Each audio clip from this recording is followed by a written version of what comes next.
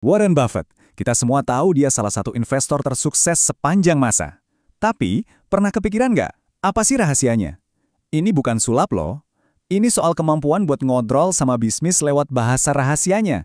Nah, dalam pembahasan kali ini, kita bakal coba pecahin kode rahasianya bareng-bareng. Oke, kita mulai dari kutipan yang satu ini. Ini benar-benar nunjukin fokus Buffett yang unik banget.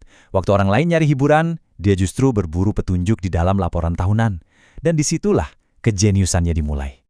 Jadi gini, buat Buffett, laporan keuangan itu bukan sekedar angka-angka mati di atas kertas. Bukan. Itu adalah bahasa bisnis.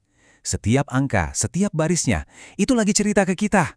Cerita tentang kesehatan, kekuatan, bahkan kelemahan sebuah perusahaan.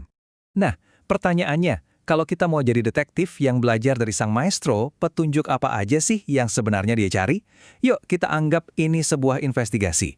Kita bakal bedah metodenya satu persatu. Siap? Petunjuk pertama, dan ini yang paling dasar adalah konsistensi. Warren Buffett itu nggak tertarik sama yang lagi ngetren sesaat. Dia nyari bisnis yang udah terbukti tahan banting, yang bisa bertahan bertahun-tahun, bahkan puluhan tahun. Coba deh lihat perbandingan yang kontras banget ini. Di satu sisi ada Coca-Cola. Produknya, ya gitu-gitu aja selama lebih dari 100 tahun. Di sisi lain ada Snapchat yang harus terus-terusan berubah biar tetap relevan. Buat Buffett, pilihannya jelas. Dia lebih suka yang aman dan bisa ditebak. Terus kenapa konsistensi ini penting banget? Jawabannya simple, duit. Ya, karena ini bikin biaya jadi jauh lebih irit. Biaya produksi, pemasaran, riset, semuanya bisa ditekan. Artinya, lebih banyak uang yang ngalir ke kantong pemegang saham. Sederhana, tapi dampaknya luar biasa. Oke, sekarang kita pindah ke dokumen pertama kita, laporan laba rugi. Disinilah kita mulai berurusan sama angka-angka konkret. Dan untuk studi kasus kita akan pakai Apple, salah satu investasi terbesarnya Buffett. Ini dia aturan main pertama yang harus diingat. Perusahaan yang punya keunggulan kompetitif jangka panjang harusnya punya margin kotor minimal 40%. Angka ini nunjukin kalau perusahaan itu punya power buat nentuin harga tanpa takut ditinggal pelanggan.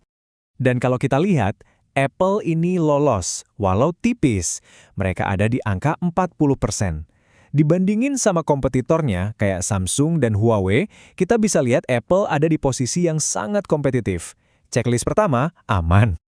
Petunjuk selanjutnya masih di laporan laba rugi, yaitu margin bersih. Buffett nyari perusahaan yang jago mengubah pendapatan jadi laba bersih. Aturan mainnya di sini harus 20% atau lebih tinggi. Dan di sini, Apple juaranya. Margin bersih mereka yang di atas 20% itu bukti kalau mesin bisnisnya jalan mulus banget.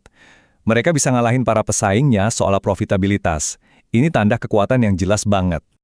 Lanjut, sekarang kita intip TKP kedua, yaitu neraca atau balance sheet.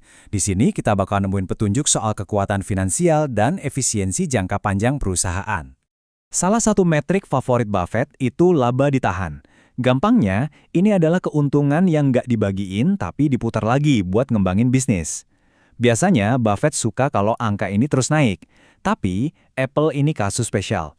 Karena mereka sering beli kembali sahamnya, jadi laba ditahannya nggak tumbuh seperti yang diharapkan. Ini pengecualian. Nah, buat ngukur seberapa jago perusahaan muterin modalnya, kita lihat return on equity atau ROI. Dan disinilah Apple benar-benar bersinar. ROI mereka itu tinggi banget, seringkali lebih dari 2 kali lipat dibandingin pesaingnya. Ini artinya, setiap dolar modal yang ditanam, Apple bisa menghasilkan keuntungan jauh lebih banyak. Efisien banget. Aturan Buffett soal utang itu simpel banget. Bisnis yang hebat itu jarang butuh banyak utang buat tumbuh. Jadi pertanyaannya sederhana. Apa perusahaan bisa lunasin semua utang jangka panjangnya hanya dengan laba kurang dari 4 tahun? Buat Apple jawabannya jelas, bisa banget. Satu lagi tanda keuangan yang sehat. Oke, petunjuk terakhir dalam investigasi kita ada di laporan arus kas. Ini krusial banget, karena disinilah kita bisa lihat duit benerannya ngalir kemana, bukan cuma laba di atas kertas. Poin penting di sini adalah belanja modal atau capex. Ini duit yang dikeluarin buat perawatan aset. Buffett lebih suka bisnis yang nggak perlu buang banyak duit cuma buat bertahan. Kalau belanja modalnya kurang dari 25% dari laba bersih, itu bagus banget. Dan lagi-lagi Apple lulus ujian ini dengan nilai A+. Mereka konsisten belanja jauh di bawah batas 25%, sementara kompetitornya harus keluar duit jauh lebih banyak. Ini nunjukin model bisnis Apple jauh lebih efisien dan menghasilkan lebih banyak uang tunai. Jadi kita udah nemu nih perusahaan hebat yang lolos semua kriteria Buffett. Terus apa artinya kita beli dan lupain aja selamanya? Belum tentu. Bahkan buat perusahaan terbaik sekalipun, Buffett punya aturan main yang jelas kapan waktunya buat jual.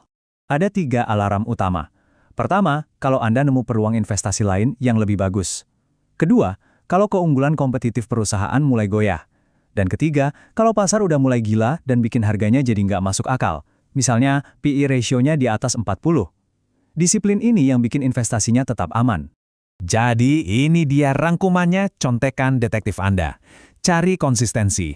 Cek margin kotor di atas 40% dan margin bersih di atas 20%. Pastikan ROE-nya tinggi dan utangnya rendah. Lihat belanja modalnya, harus di bawah 25% dari laba. Dan terakhir, pasang alarm jual kalau PE rasionya lewat dari 40.